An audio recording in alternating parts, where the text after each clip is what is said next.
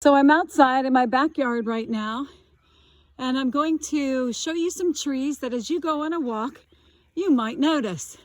If you see a delightful tree like this, which looks like it's just peeling everywhere, and it is, it's kind of like paper. And then you see that at the ends of its branches, there might be some catkins like this, or some like that. You know that you're looking at a birch, and this one in particular is a river birch. I'll take you a little bit later to see some very large river birch trees. We have several of these on our yard.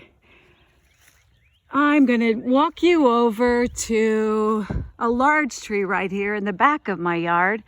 I want to help you take note that if you look at the twigs of this tree compared to the twigs of this tree, you should notice that this tree, the twigs are much thicker than those of this tree.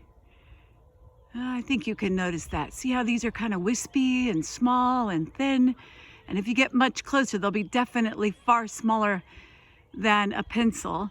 And the twigs on this tree, if I could get it any closer, are much thicker. They're a little closer to a pencil size, although they're so far away it's hard for you to tell. But if you're out and about, you can tell that these are a thicker twig. Another clue on this particular tree, I'm going to get closer to it, is the special patterns on its bark. And this tree, boy, it's got some busy bugs on it, doesn't it? Or woodpeckers or something. And this tree has some X forms on it, a lot of chunkiness, but the biggest clues under this tree, oh boy, haven't the squirrels been busy this winter? They sure have. They've had delicious feasts all winter. And many of you already say, for sure, this is a big black walnut tree, and you are right. I want to show you some other clues.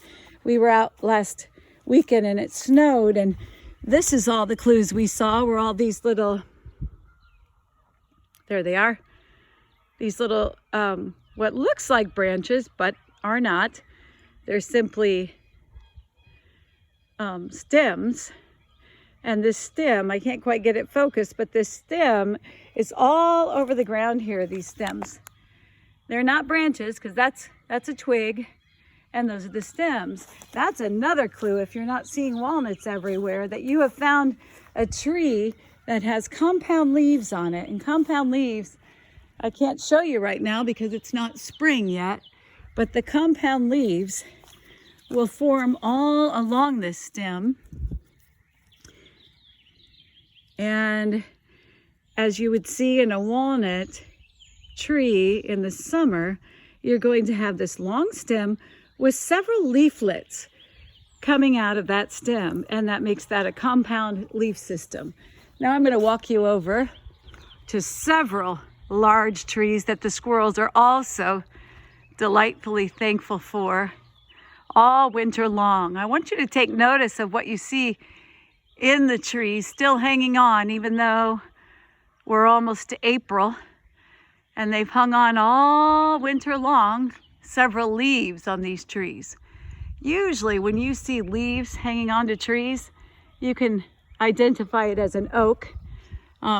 There's some other identifying factors like these white lines coming down the trees, if you can see that, the long vertical ridges on these trees. But as I get a little closer, I don't know if I'll be able to find a twig, but certainly we've already guessed that it's an oak because it hangs onto its leaves.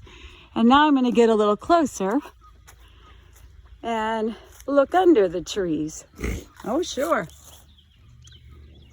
We've got an acorn here, which is one we will talk about later for identification. Isn't it a cutie? Probably this one hasn't been eaten yet because the squirrels noticed that it's got some kind of a bug or a worm in it. And so it wasn't nutritious for them. There's evidences of squirrels and their happy feasting everywhere here. And under this tree, we find several different kinds of leaves because clearly the wind does blow. But let's see if we can find some identifiers here. Well, we've got a branch of leaves here that has fallen. And I'll take out one in particular. There we go. There's a nice one that has fallen. Now, this particular leaf, do you notice the ends of the lobes? Each end has a real sharp point on it.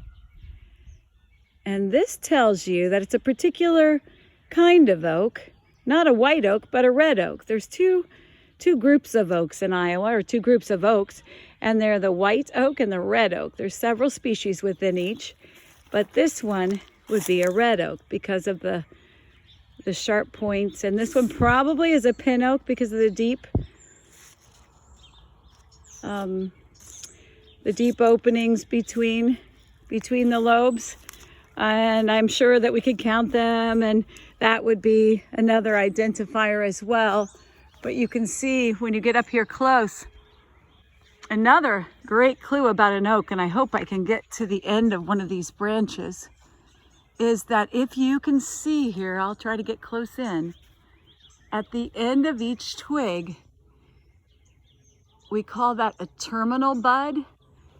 The terminal bud will have multiple buds on it. And that is because many twigs will come out of there. And that will tell you that this is an oak tree when you have compound buds coming out of the terminal end. Now, of course, there's lateral buds, and that's the buds on the left and the right of each twig.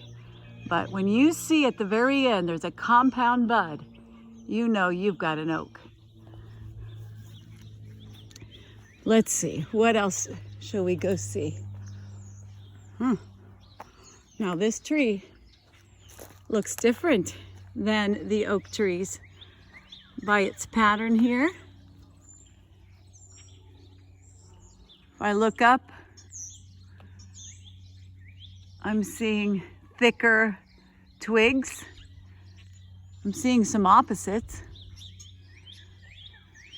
Yes, definitely some opposites. And because we're seeing some opposites in the twigs,